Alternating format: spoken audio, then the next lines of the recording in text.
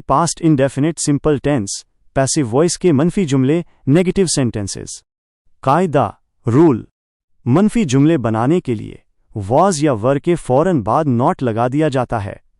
अहम note, active voice में हम डिड नॉट इस्तेमाल करते हैं, लेकिन पैसिव वॉइस में डिड बिल्कुल इस्तेमाल नहीं होता।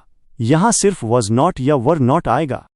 फार्मूला 15 मनफी जुमले negative sentences.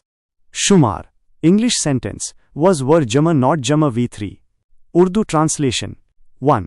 A letter was not written, खत नहीं लिखा गया। 2. The thief was not caught, चोर नहीं पकड़ा गया। 3. फूड वॉज नॉट कुक्ड, खाना नहीं पकाया गया। 4.